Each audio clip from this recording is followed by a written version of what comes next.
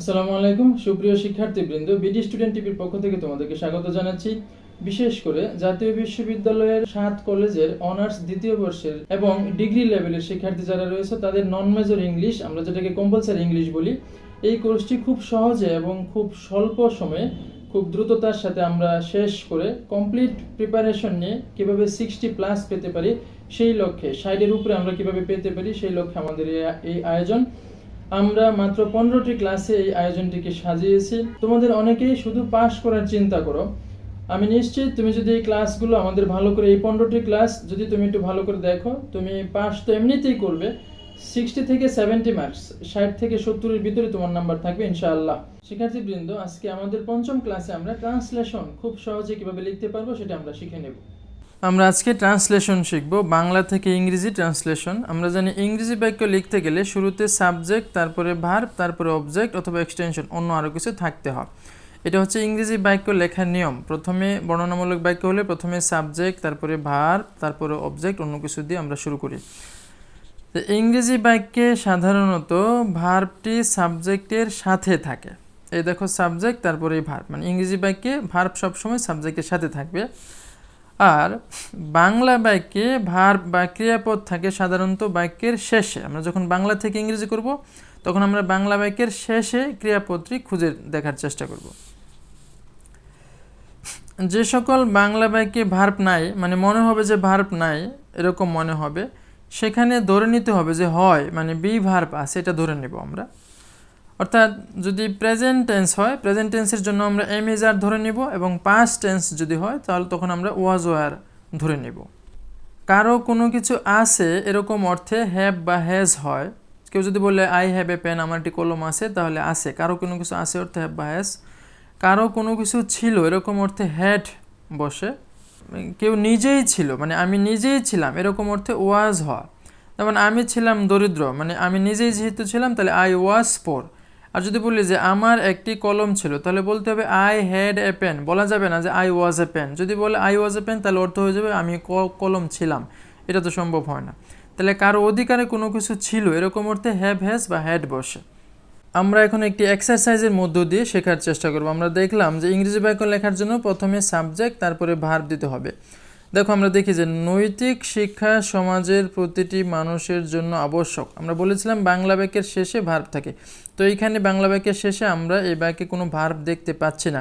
যেহেতু ভার্ব নাই তাহলে আমরা ধরে নেব যে হয় আছে, এখানে হয়। তাহলে নৈতিক শিক্ষা হয় ধরে নিচ্ছি আমরা, যেখানে হয় আছে ধরে নিচ্ছি। এটা একটা প্রেজেন্ট টেন্স, সেজন্য হয়। তাহলে সাবজেক্ট কি হয়? নৈতিক শিক্ষা হয়। তাই নৈতিক শিক্ষা আমরা বলেছিলাম যে প্রথমে আমরা সাবজেক্ট দিব, তারপরে আমরা ভার্ব দিব, তারপরে দিব। তাহলে সাবজেক্ট পাইলাম মোরাল এডুকেশন, নৈতিক শিক্ষা, মোরাল এডুকেশন।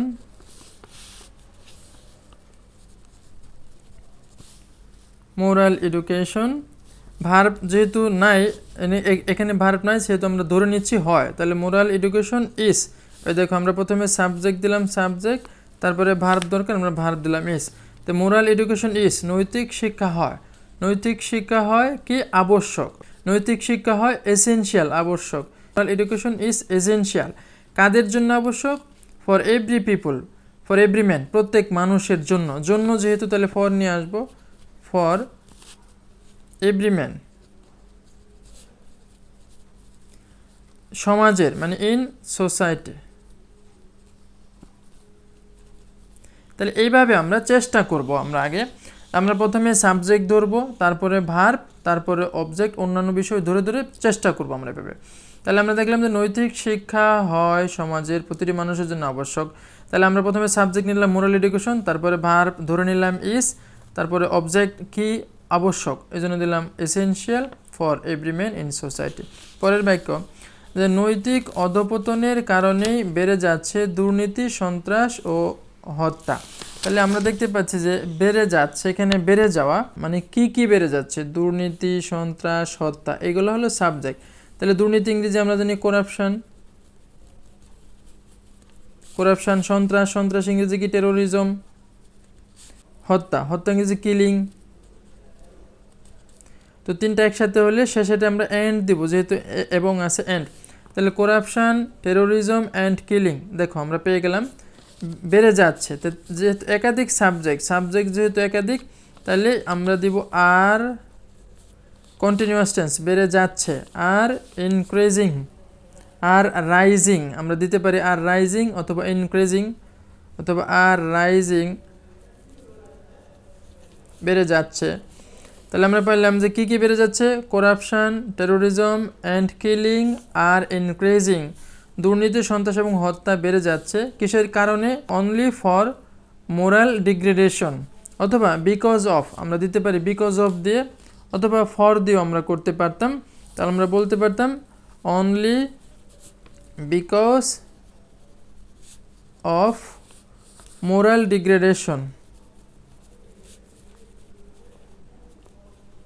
Moral degradation. তাহলে এইভাবে আমরা একটু চেষ্টা করব। পরের বাক্যে আমরা দেখতে পাচ্ছি, ফলে দেশের প্রকৃত উন্নয়ন বাধাগ্রস্ত হচ্ছে। ওই যে বাধাগ্রস্ত হচ্ছে এই ভার্ব পাইছি আমরা কন্টিনিউয়াস টেন্স হিসাবে আছে। তাহলে ফলে ইংরেজি কি, এজ এ রেজাল্ট দেশের প্রকৃত উন্নয়ন বাধাগ্রস্ত হচ্ছে। তাহলে কি বাধাগ্রস্ত হচ্ছে, প্রকৃত উন্নয়ন, প্রকৃত মানে রিয়েল, আমরা এখানে দা দিয়ে ফিক্সড করতে পারি, দ্য রিয়েল উন্নয়ন, ডেভেলপমেন্ট, দ্য রিয়েল ডেভেলপমেন্ট, প্রকৃত উন্নয়ন দেশের মানে অফ দ্য কান্ট্রি, তার মানে এজ এ রেজাল্ট মানে ফলে ইংরেজি পেলাম এজ এ রেজাল্ট, দেশের প্রকৃত উন্নয়ন মানে the real development of the country, দেশের প্রকৃত উন্নয়ন বাধাগ্রস্ত হচ্ছে, ভার্ব। তাহলে আমরা দিব is being obstruct, is being continuous tense যেহেতু, তাহলে ইজ বিং প্যাসিভ ভয়েস এবং continuous tense present continuous, is being hindrance অথবা is being obstructed, OBSTRACTED, obstruct মানে বাধা, অবস্ট্রাক্টেড বাধাগ্রস্ত হওয়া। তাহলে ইজ বিং অবস্ট্রাক্টেড বাধাগ্রস্ত হচ্ছে, প্রেজেন্ট কন্টিনিউয়াস এবং প্যাসিভ ভয়েস। পারিবারিক বন্ধনও শিথিল হচ্ছে, এই আমরা ভার পেলাম শিথিল হচ্ছে। কি শিথিল হচ্ছে, পারিবারিক বন্ধন। তো পারিবারিক বন্ধন ইংরেজি হচ্ছে ফ্যামিলি বন্ডেজ শিথিল হচ্ছে। তাহলে is also continuous tense, is also becoming loose. সুতরাং ইংরেজি আমরা জানি হচ্ছে সো, এটা আগেই দিয়ে নেব, সো দিয়ে নিলাম, সো কমা, আমাদের সবার নৈতিক শিক্ষার জন্য বিশেষ গুরুত্ব করা উচিত, যে করা উচিত এটা হচ্ছে আমাদের ভার্ব, শুট দিয়ে করব।